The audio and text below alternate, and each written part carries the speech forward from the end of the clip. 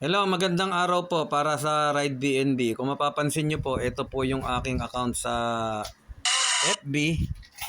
At ito po yung aking mga posts. Nakakatuwang isipin na simple lang yung business.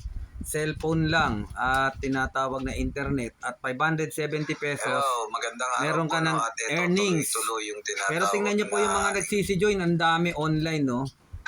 Bumalik na naman yung tinatawag na earnings na sila yung nagtatanong, hindi mahirap i-alok.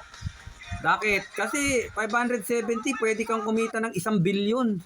Billion talaga, mahirap. Sabi nga ng kasama ko dating leader, yung 1 billion na pwede mo talagang kitain sa Ride BNB, sabi niya, impossible but true.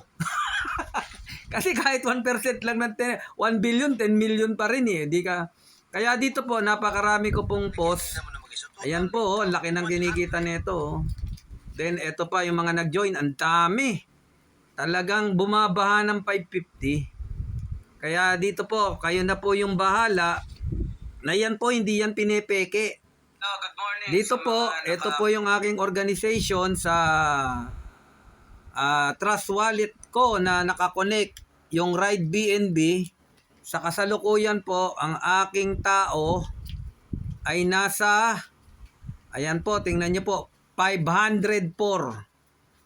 Tingnan nyo po wala pang 3 linggo, 504 na. Sumama na po kayo dyan dahil hanggang 10,000 lang ang pwedeng sumama sa akin. Kaya sa pamamagitan po niyan, inaanyayahan ko kayo ng isang kitaan na sa halagang 570, may potensyang income na 1 billion. Impossible but true. Ito ay may bilog. Pagpus. Ito.